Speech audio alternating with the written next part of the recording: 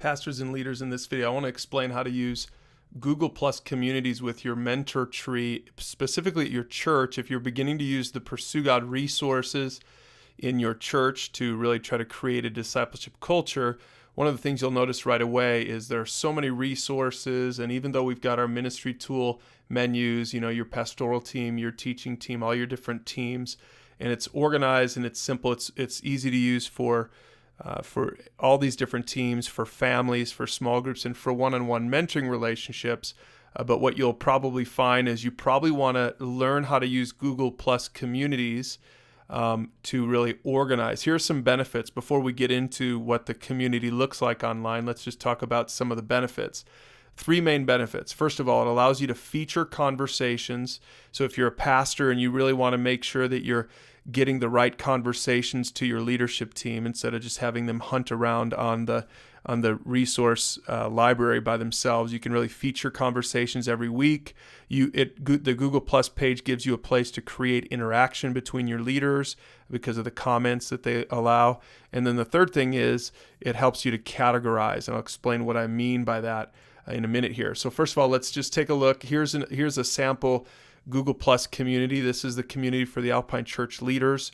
And so you'll notice that this is a community, as it says up here, to stay in the loop as a leader at any campus of Alpine Church. And so this is our leadership community. And what this allows us to do is to feature any conversation that I want at the Pursue God resources. Let me show you how I would feature that. So I'd go to pursuegod.org, either on my phone or on my computer. And let's say that I want to go have some leadership conversations, and I want to talk about how to spread the leadership virus.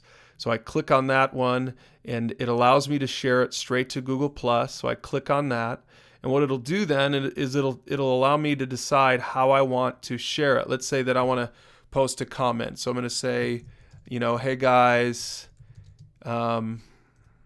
here's my favorite leadership conversation this week. So that allows me to put the comment in there. I don't want to publish it to everyone. I want to publish it to the community that I've created. And so if you scroll down, it'll allow you to, I'm going to only publish it to my Alpine Church leaders community.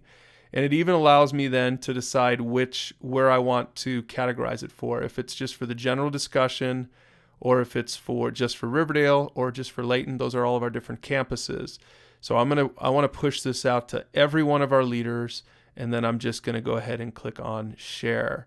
What that happens then is it shares that particular conversation with my leadership community at Google+. So if I come back over here and if I hit refresh on that particular page, you'll see what happens. So there's my comment. Hey guys, here's my favorite leadership conversation this week. And people can just click on that right there, and they're watching.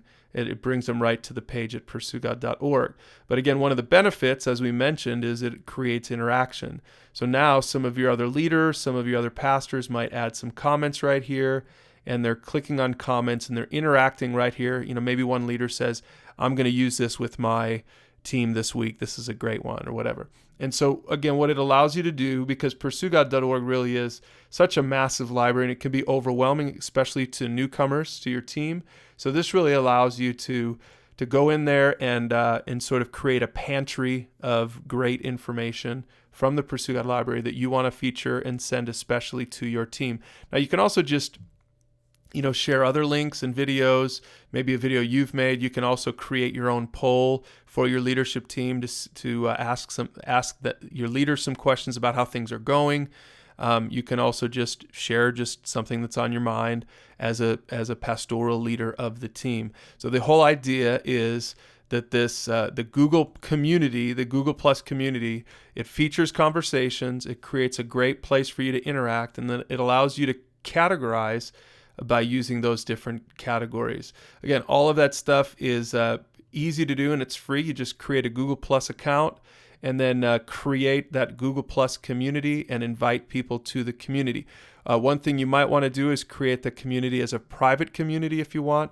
Because this is a great place for your leaders to interact with one another and do the mentoring handoff. So you meet someone at church on Sunday and they need someone to connect with, and so if you're using a Google Plus community for your mentoring tree for your whole church, as more and more people are learning how to be small group leaders and mentors, you add them to the community, you teach them how to use it to interact with one another. It becomes a real simple place, if you can get people to buy into using this community, a real simple place to create that interaction, feature conversations, and really lead your team well. So check it out. Use some of the resources below to learn more about how to create Google Plus communities.